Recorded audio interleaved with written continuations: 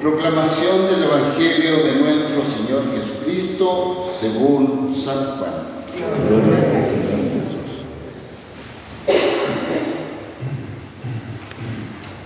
Al atardecer del primer día de la semana, los discípulos se encontraban con las puertas cerradas por temor a los judíos. Entonces llegó Jesús y poniéndose en medio de ellos les dijo: «La paz esté con ustedes». Mientras decía esto, le mostró sus manos y su costado. Los discípulos se llenaron de alegría cuando vieron al Señor. Jesús les dijo de nuevo: «La paz esté con ustedes. Como el Padre me envió a mí, yo también los envío a ustedes». Al decirles esto, sopló sobre ellos y añadió: «Reciban el Espíritu Santo. Los pecados serán perdonados a los que ustedes se los perdonen, y serán retenidos a los que ustedes se los retengan». Tomás, uno de los 12, de sobrenombre el mellizo, no estaba con ellos cuando llegó Jesús. Los otros discípulos le dijeron: «Hemos visto al Señor». Él les respondió: «Si no veo la marca de los clavos en sus manos, si no pongo el dedo en el lugar de los clavos y la mano en su costado, no lo creeré». 8 días más tarde, estaban de nuevo los discípulos reunidos en la casa, y estaba con ellos Tomás. Entonces apareció Jesús, estando cerradas todas las puertas. Se puso en medio de ellos y les dijo: «La paz esté con ustedes». Luego dijo a Tomás: «Trae aquí tu dedo, aquí están mis manos. Acerca tu mano, métela en mi costado. En adelante no seas incrédulo, sino hombre de fe». Tomás respondió: «Señor mío y Dios mío». Jesús le dijo: «Ahora crees porque me has visto. Felices los que creen sin haber visto». Jesús realizó además muchos otros signos en presencia de sus discípulos, que no se encuentran relatados en este libro. Estos han sido escritos para que ustedes crean que Jesús es el Mesías, el Hijo de Dios, y creyendo tengan vida en su nombre. Palabra del Señor.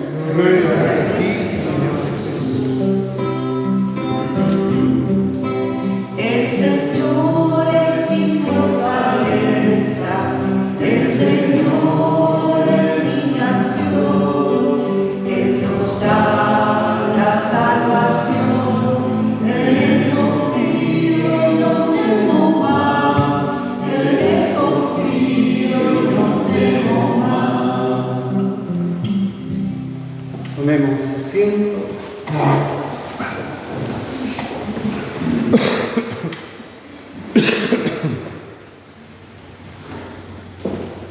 Queridos hermanos y hermanas, en este segundo domingo de Pascua, la Iglesia lo ha dedicado al Domingo de la Misericordia.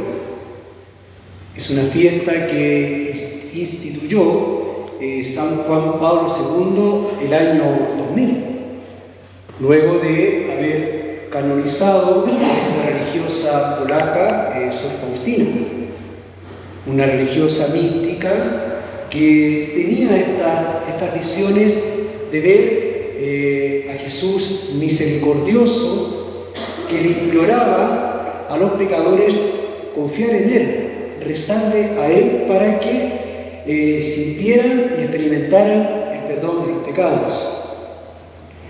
La misericordia es uno de los atributos del Padre, que es la misericordia. La misericordia es una palabra compuesta que significa miseria, corazón, es decir, el Padre, ¿cierto?, en el rostro de Jesús pone su corazón en el corazón miserable de cada uno de nosotros.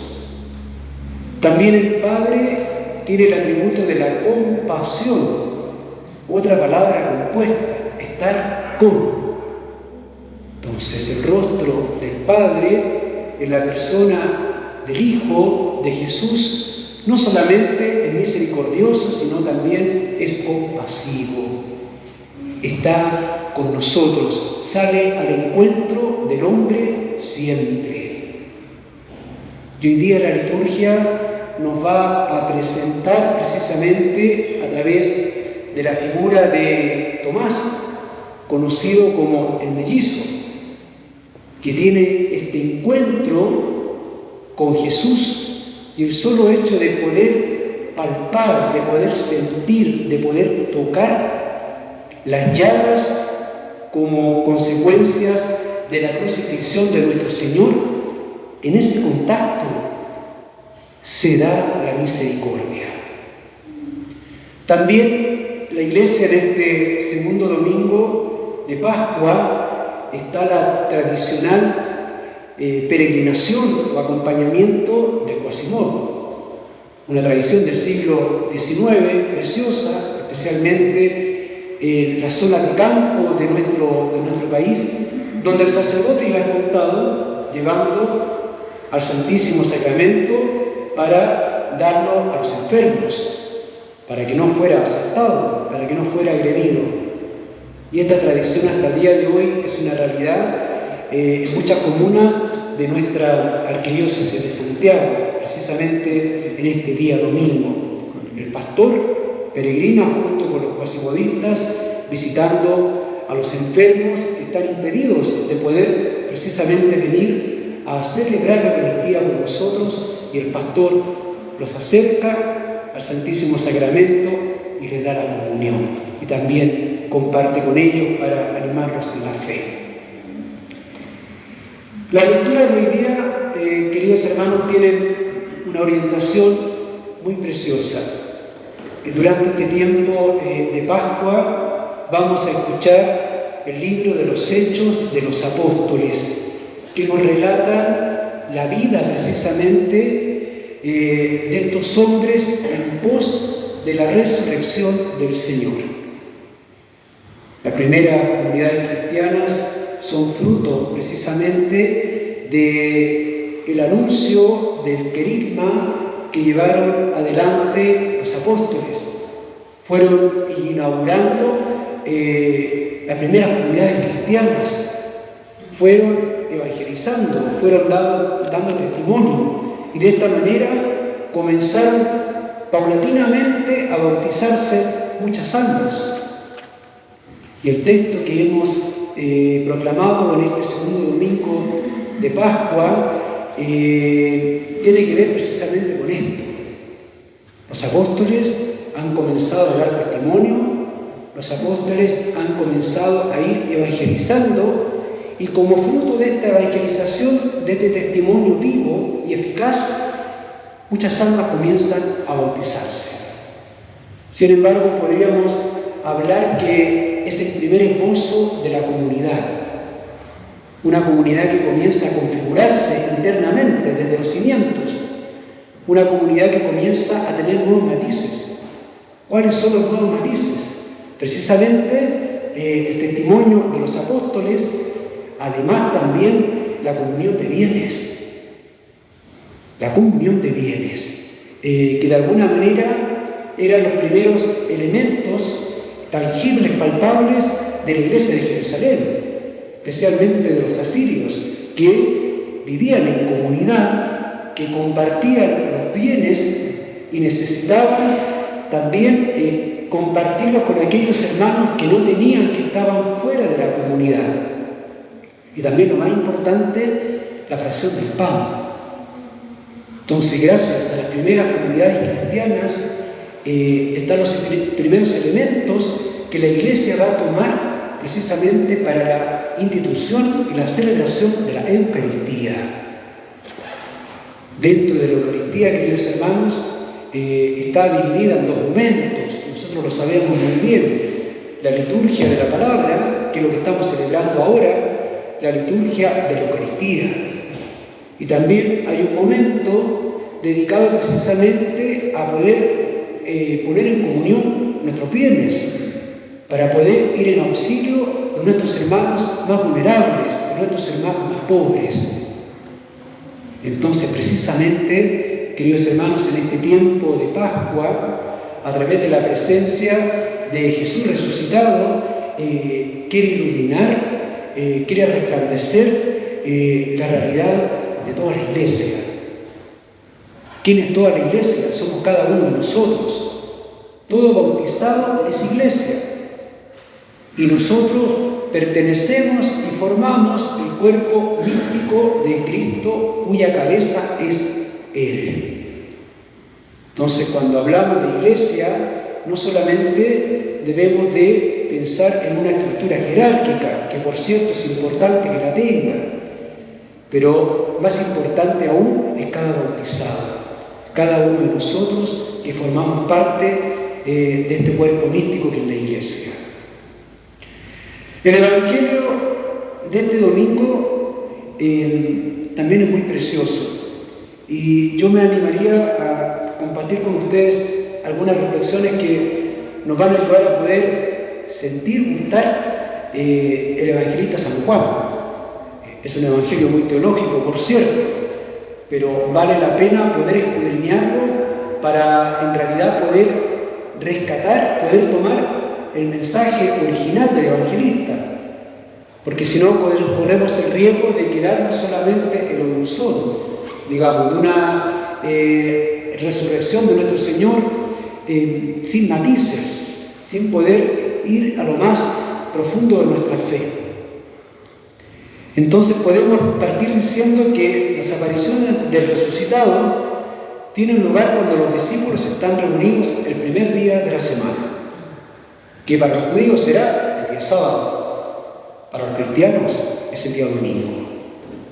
Esto es importante, cada domingo los cristianos nos reunimos para celebrar la Eucaristía, teniendo presente de que el Señor Jesús está en medio de nosotros.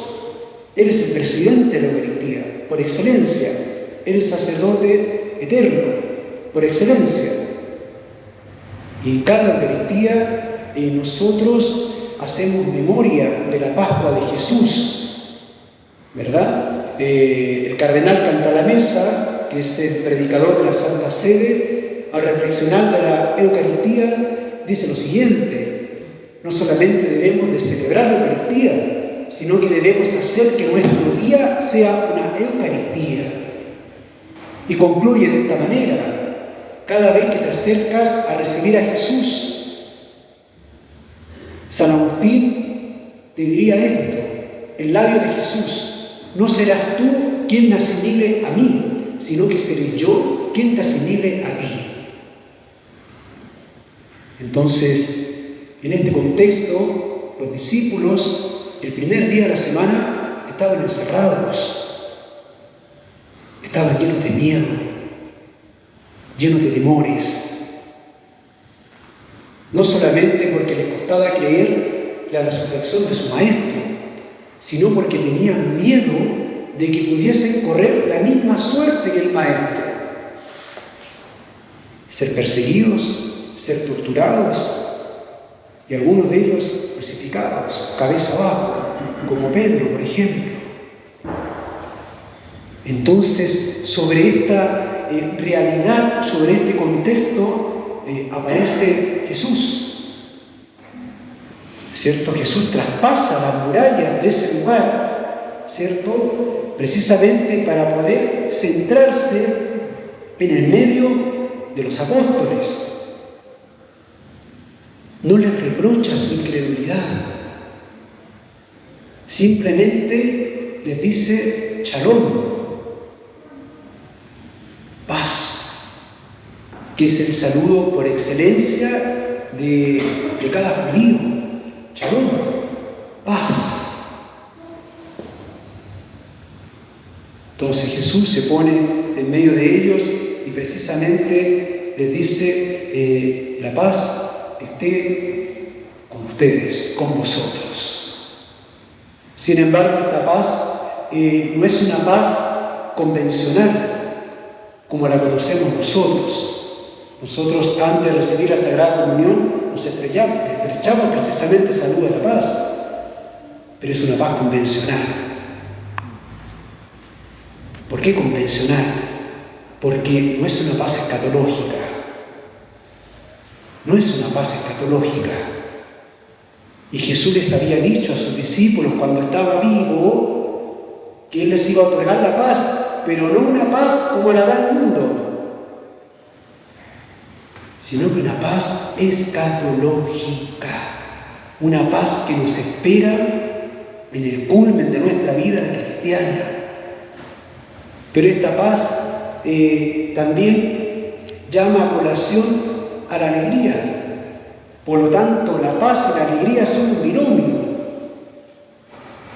La alegría tampoco es convencional, tampoco es superflua, tampoco es de fantasía, tampoco es una imagen, un estereotipo, tampoco está anclada a un bien material. También es una paz escatológica, porque Jesús les había dicho: cuando me vean resucitado, experimentarán una alegría tan grande que el mundo no la puede conocer. Entonces, el solo hecho de ver al Señor lograron disipar este miedo. Con el solo hecho de haber experimentado este don escatológico de la paz, y al haber recibido este don escatológico de la paz, su corazón ardía de tal manera que experimentaron también el don de la alegría. Un doble sentimiento con el solo hecho de ver al Señor Jesús. Otro elemento importante quizás para la reflexión para nosotros en este día domingo tiene que ver con lo siguiente: la nueva relación que Jesús estableció con sus discípulos a partir de la resurrección, por la cual ellos son sus hermanos y participan de su condición de hijos de Dios. Incluye también la participación en el envío de parte del Padre. Por esta estrecha unión entre el envío de Jesucristo y de los discípulos, las actitudes que el mundo adopte con respecto a los discípulos serán consideradas como referidas al mismo Jesucristo. ¿Por qué? Porque el Padre envía al Hijo y el Hijo envía a los discípulos. Y para los judíos, ¿qué era importante? Que no solamente fuera uno, sino que fueran dos. Porque el testimonio del que está al lado es válido y se confirma que son enviados. Entonces, Jesús envía a los discípulos, ¿cierto? Y los discípulos hacen caso a este mandato de Jesús. Pero previamente a este envío, ¿qué pasa?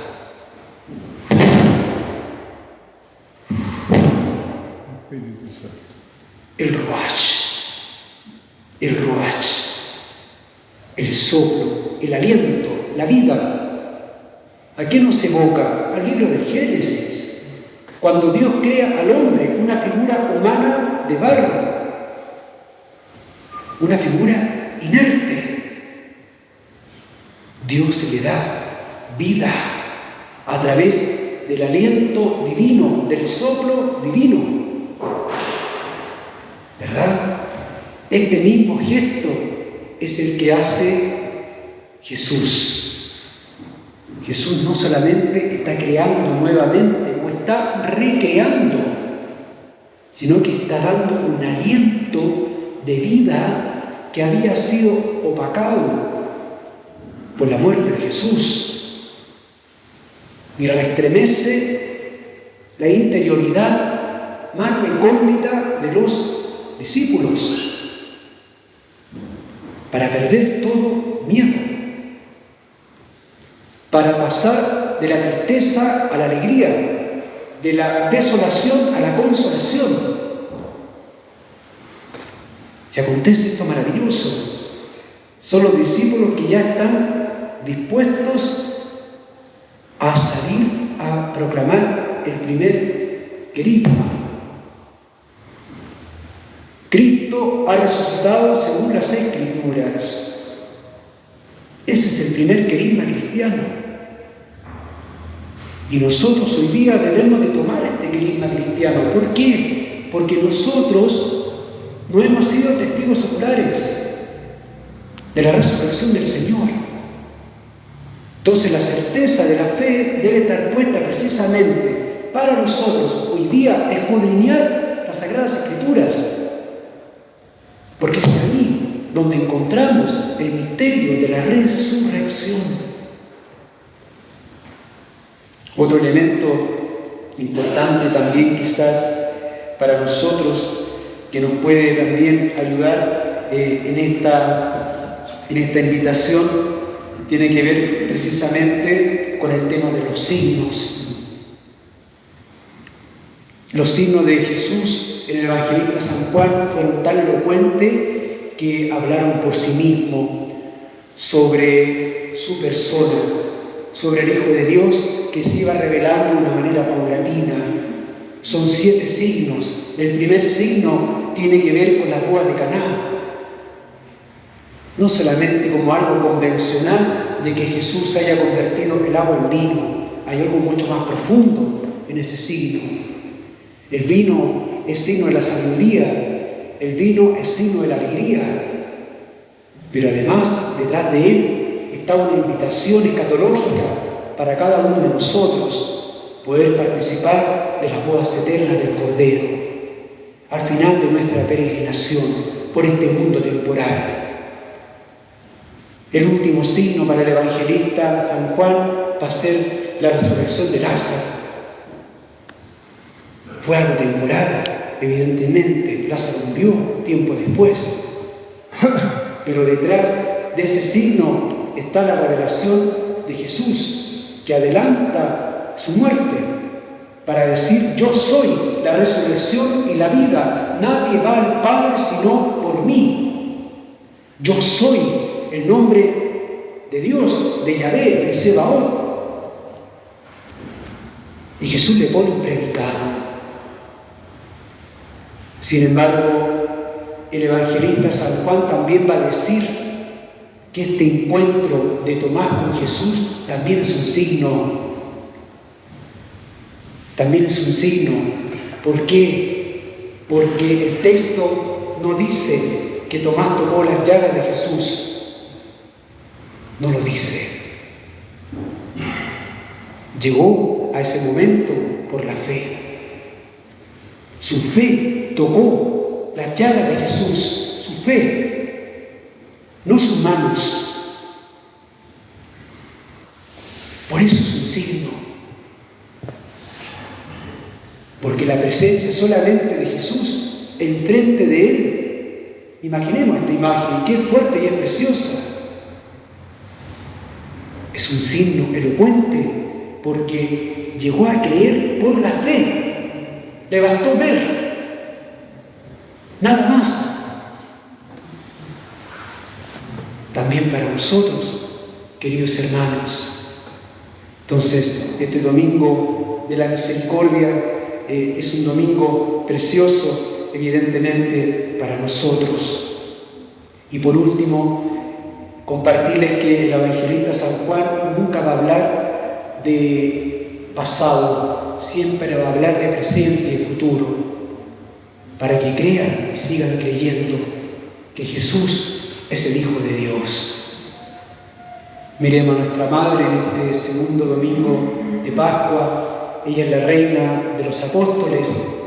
Ella también comienza esta peregrinación en estos 50 días de Pascua, para terminar junto con los apóstoles reunidos en el cenáculo, en una actitud orante, esperando la promesa de lo alto, la promesa del Hijo que había dicho que iba a enviar el Espíritu Santo.